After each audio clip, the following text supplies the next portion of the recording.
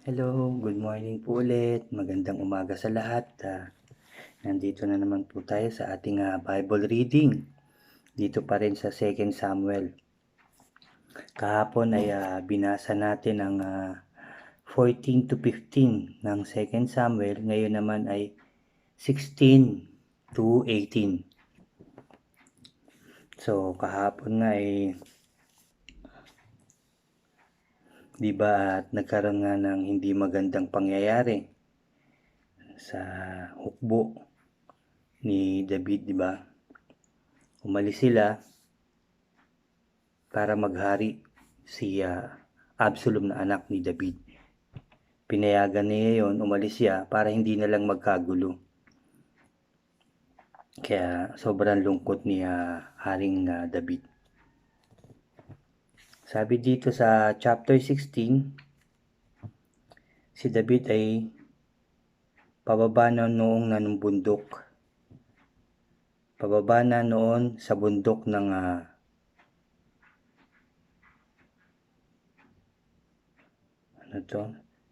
Si David ay pababa na noon sa bundok ng sa di kalayo ay nakasalubong niya si Siba, ang alipin ni Mephiboset. Si Mephiboset yung anak ni Saul, di ba? Ito ay may akay na 2 asno na may kargang 200 pirasong tinapay, 100 kumpol na pasas, 100 buwig na sariwang prutas at isang sisidlang balat ng puno ng alak. Anong gagawin mo sa mga iyan, Siba? Tanong ng hari. Sumagot si Siba, ang 2 asno ay para sa sakyan ng inyong pamilya.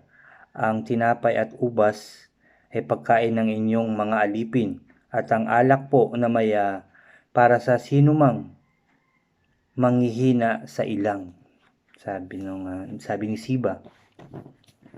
Saan naroon ang anak ng iyong Panginoong si Saul? Tanong ng hari. Nasa Jerusalem po, tugon ni Siba, sapagkat ang paniwala po niya ay ibibigay na sa kanya ang kaharian ng kanyang ama. Sinabi ng hari, Siba, ang lahat ng arian ni Mephiboset ay magiging iyo. Sumagot si Siba, pag-utusan po ninyo ang inyong lingkod, maging karapat-dapat nawa ako sa inyong pagtitiwala. Sabi ni Siba na tagapamahala doon sa mga lupain at kagamitan ni Mephiboset na anak ni Saul. Tapos isang araw, ito sabi dito, nang papalapit na sa Bahurim, si Haring David, isang kamag-anak ni Saul ang lumabas sa lansangan at nagmumura. Ito'y si Simei na anak ni Gera. Pinagbabato niya si David at ang mga tauhan nito. Kahit napapaligiran ng hari ng kanyang mga bantay at kawal, ganito ang kanyang sinisigaw. Lumayas ka! Lumayas ka! Mamamatay tao, kriminal! Naghiganti na sa iyo si Yahweh dahil sa pagpatay sa sambayanan ni Saul at pag-agaw sa kanyang trono. Sabi nung lalaking si Simei. Ibinigay kay Absalom ang sabi dito? Kanyang trono. Ibinigay kay Absalom ang kanyang kaharian, tapos na ang mga maliligayang araw mo, isa kang mamamatay tao, sigaw ng tao. Sinabi ni Abisai, mahal na hari, bakit pumapayag kayong lapastanganin ng hampas lupang ito? Ipahintulot po ninyong tagpasin ko ang kanyang ulo, sabi ng isang kawal. Ngunit sinabi ng hari kay Abisai at sa kapatid nitong si Joab, huwag kayong makialam kung inutos ni Yahweh kay Simei na sumpain ako, sinong may karapatang sumuway sa kanya. Sinabi ni David kay Abisai at sa lahat niyang lingkod, kung ang anak ko mismo ay nagtatangka sa aking buhay, hindi nga katakataka ang ginawa ng Benjaminitang ito, hayaan ninyo siyang magmura at sumpain ako. Inutusan siya ni Yahweh na gawin ito. Baka naman kahabagan ako ni Yahweh sa kalagayan kong ito, sabi niya. At pagpalain ako sa halip na sumpain, patuloy sa paglalakad sina David at ang kanyang mga tauhan, samantalang sa gilid ng burol sa tapat nila'y sumasabay si Simei. Hindi ito tumitigil sa panlalait, pambabato at pagsaboy ng alikabok sa dakong kinaroroonan nila sa kapatagan. Pagkatapos dumating ang hari, ang kanyang mga kasamahan na pagod sa may ilog Jordan at nagpahinga muna sila roon. No? Kalalakbay lang ng hari, no? Pagod siguro sila at sobrang gutom. Hindi nagtagal, pumasok nga sa Jerusalem si Absalom kasama ang lahat ng Israelita pati si Ahitopel. Nang makita si Absalom at ang kaibigan ni David na si Kusay, ito yung pinapunta niya Haring David para maglingkod, pero sasalungatin niya yung mga sasabihin ni Ahitopel, yun ang utos ni Haring David. Nung makita ito, kaibigan ni David na si Kusay nga, sumigaw ito, mabuhay ang hari, mabuhay ang hari. Ito ang pagpapakita mo ng katapatan sa kaibigan mong si David, sabi ni Absalom. Bakit hindi ka sumama sa iyong kaibigan? Sumagot si Kusay, hindi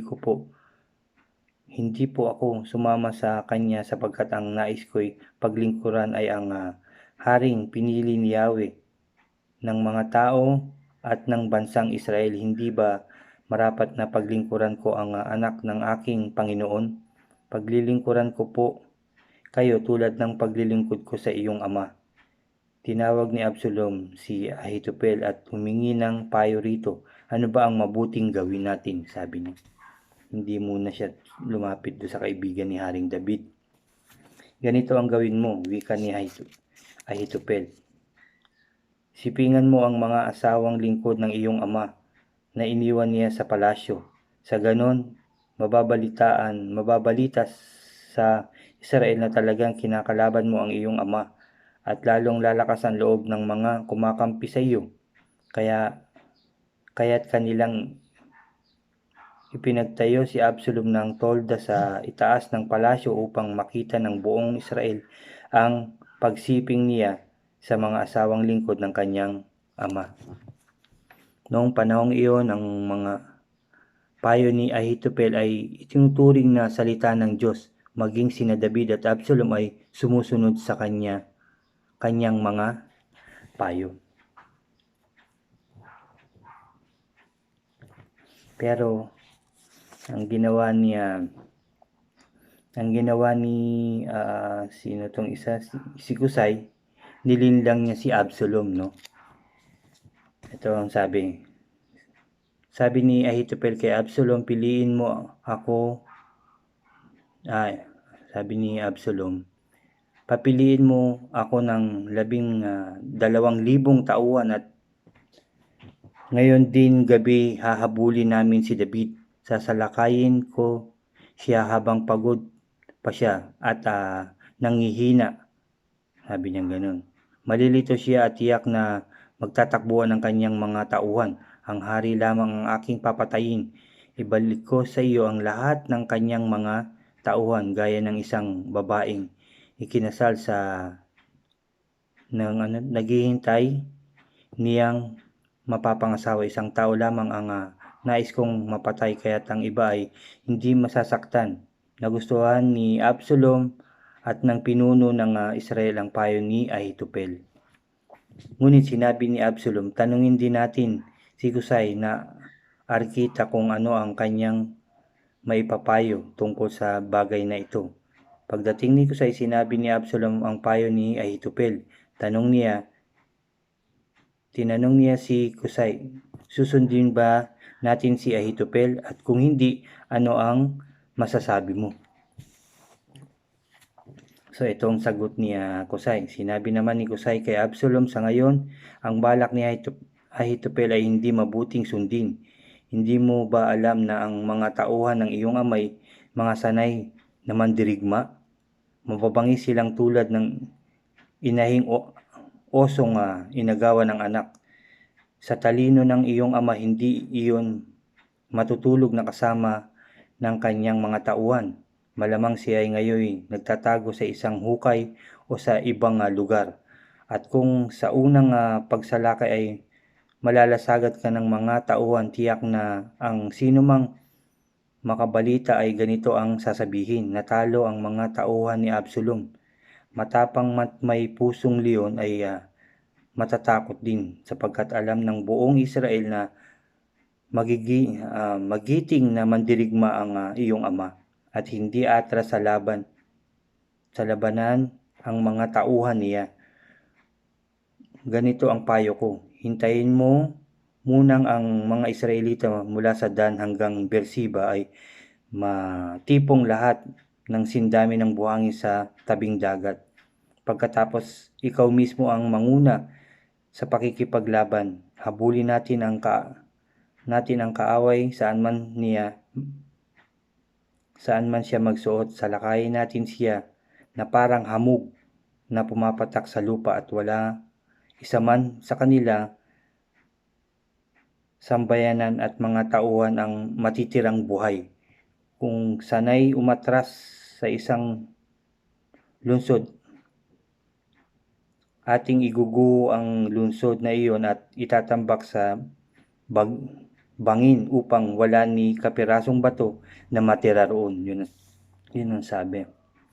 Pagkarinig niyon, sinabi ni Absalom at ng buong Israel, mas maganda ang payo ni Kusay na Arkita kaysa payo ni Ahitopel.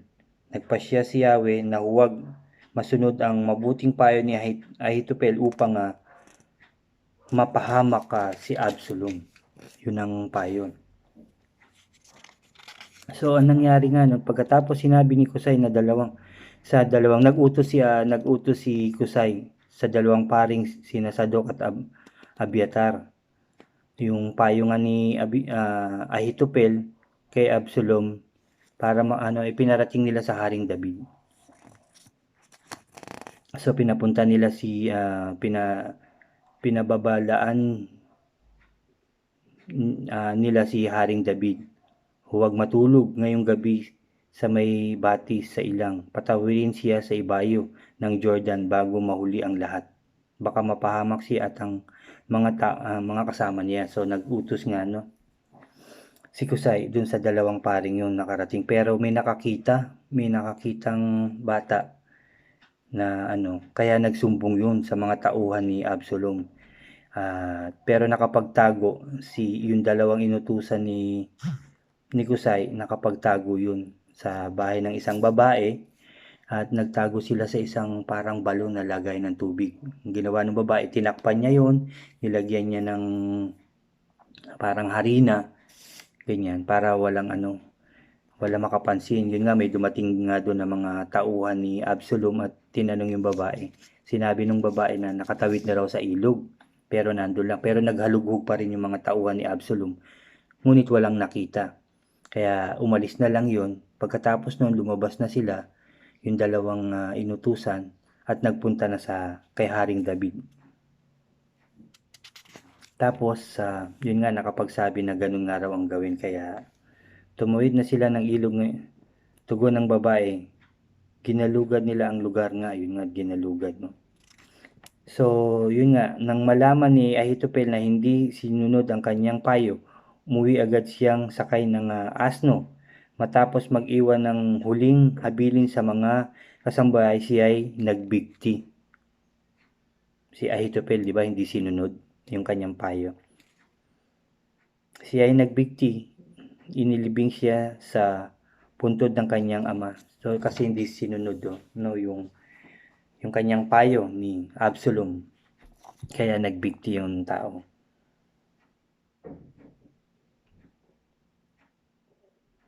Pagdating sa Manahim, Mahanaim, si David ay nasalubong ni Soba anak ni Nahas na Amonitang taga-Raba, kasama ni Sobi si Makir, anak ni Amiel na taga-Lodebar, at si Barsila isang Gileaditang taga-Rogelim. May dala silang mga banig, kumot, mangkok at banga. May dala rin silang trigo, sibada, harina, mga butil ng sinangag, gulayin, pulot-pukyutan, keso at mga tupa. Pinagkaloob nila ito kina David at mga kasama nito upang may makain sila, sapagkat alam nilang ang mga ito ay pagod na pagod at nagdanas ng matinding gutom at uhaw sa ilang. So sa pagtatago kasi. So alam niyo ba sa pangyayaring yon, tinipon ni David ang lahat ng mga tauhan niya at pinagpangkat ang mga ito. Naglagay siya ng mga pinuno sa mga pangkat na tig 1,000 at tig 100. Pinagtatlo niya ang buong hukbo upang ang unang pangkat ay pinamunuan ni Joab, ang pangalawa ay pinamunuan ni Abisai, at ang ikatlo ay binigay naman kay Itay na Giteo. Sinabi ng hari sa kanila, "Kasama ako sa inyong labanan." Ngunit tumutol ang mga tauhan at hindi siya pinayagan, no? Hindi po kayo dapat sumama sa amin upang kami po manalo at mapatras. Iyon po ay walang halaga sa mga kaaway, kahit na mapatay ang kalahati sa bilang namin, ngunit ang katumbas ninyo'y 10,000 kawal. Kaya't mas mabuti pong doon na kayo sa lungsod at dalhan na lamang ninyo kami ng tulong. So sabi yun ng mga leader. Gagawin ko kung ano ang inaakala ninyong pinakamabuti, sagot ng hari. Tumayo na lang siya sa may pintuan ng lungsod habang palabas ang kanyang mga kawal na nasa pangkat na libu-libo at daan-daan. Pinagbilinan niya sina Joab, Abisai at Itay. "Alang-alang sa aking huwag ninyong saktan ang anak kong si Absalom." Narinig ng buong hukbo ang bilin ng hari sa lahat ng pinuno tungkol kay Absalom. So naglaban yung mga tao ni Haring David at ang mga Israel. So tapos sabi dito, nakasalubong naman ni Absalom ang ilang kawal ni David. Nakasakay doon sa mola si Absalom, at pagdaan niya sa ilalim ng isang malaking puno ng ensina, nasabit ang ulo niya sa mga sanga. Nagpatuloy sa pagtakbo ang mola at naiwan si Absalom na nakabitin sa puno. Isa sa mga nakakita nito ang nagsabi kay Joab, "Nakita ko si Absalom na nakabitin sa isang puno ng ensina." Pagkarinig nito, sinabi ni Joab sa lalaki, "Nakita mo na palang nakabitin, bakit hindi mo pa siya pinatay doon?" Sabi ganun. "Nakatanggap ka sana sa akin ng 10 pirasong pilak at isang sinturon." Sumagot ang lalaki, "Kahit na po gawin ninyong 1,000 pirasong pilak, hindi ko maaaring pagbuhatan ng kamay ang anak ng hari. Narinig po naming lahat ang utos ng hari sa inyo." Kina Abisai, sabing ganyan. At Itay na huwag sasaktan ang anak niyang si Absalom alang-alang sa kanya. Sabi ganyan, "Kung siya'y pinagbuhatan ko ng kamay at namatay, malalaman din iyon ng hari at hindi naman kayo ang mananagot sa kanya." Di ba? So hindi na nakita. Sabi ni Joab, "Hindi na kita pag-aaksayan ng panahon." Sabi ni Joab, kumuha siya ng 3 sibat at isa-isang itinusok sa dibdib ni Absalom na nooy buhay pa pang nakabitin sa puno. Pagkatapos nito'y pumaligid ang 10 tauhan ni Joab kay Absalom at pinatay ito. So pinatay din si Joab. Si Absalom pinatay din. At may mga taong nakakita nga nito, may isa pang nagmamadali na gustong mabalita rin Pero ayun nga, pinayagan ni Joab, sige ibalita nyo na sa hari. Yun nga, yung unang ang nagbalita, sinabi nga raw ay natalo na ang mga kalaban. Tinanong ng hari kung ano nangyari sa kanyang anak na si Absalom. Ang sabi ng unang nagbalita, nagkakagulo po sila kaya hindi ko na po nalaman, nabalitaan ko ano nangyari kay Absalom. Yung pangalawang dumating naman na magbabalita, sinabi nga na pinahintulot ng araw ni Yahweh na malupig ang mga taong humamak sa hari. Tapos tinanong naman ni Haring David, kamusta na raw ang kanyang anak? At sinabi na namatay daw ang kanyang anak. Sabi niya dito, kumusta ang anak kong si Absalom? Ligtas ba siya? Tanong ng hari.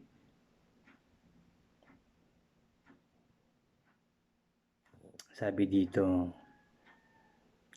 nga yung pangalawa, dumating naman ang kusitan at ganito ang sinabi, magandang balita, kamahalan, ngayon, araw na ito, iniligtas kayo ni Yahweh sa lahat ng naghimagsik laban sa inyo. Kumusta ang anak kong si Absalom? Ligtas ba siya? Tanong ng hari. Mangyari nawa sa lahat ng inyong mga kaaway, ang lahat ng naghimagsik laban sa inyo, ang nangyari kay Absalom. Nang marinig ito, hinagpis ang hari, umakyat siya sa isang silid sa itaas ng pintuan ng lungsod at buong pait na tumangis habang lumalakad siya. Sinabi niya, anak kong Absalom, anak ko, Absalom, ako na lang sana ang namatay at hindi ikaw, Absalom, anak ko. Sabi ni Haring David. Masakit napakasakit nun na kahit sino naman, syempre kahit gaano kasama ang anak, napakasakit mawala ng isang anak. Yun nga lang magtampo sa at lumayas, masakit yun para sa ating mga magulang masakit sa atin na mawalan tayo ng isang kapamilya, isang anak, di ba? Isang minamahal. So ganun na nangyari kay Haring David. Masakit Ayun nga, na patuloy pa rin yung sinabi ni Yahweh na magkakagulo sa kanyang sambayanan, mamamatay ang kanyang anak. Patuloy pa rin yung kaparusahan na nangyayari kay Haring David.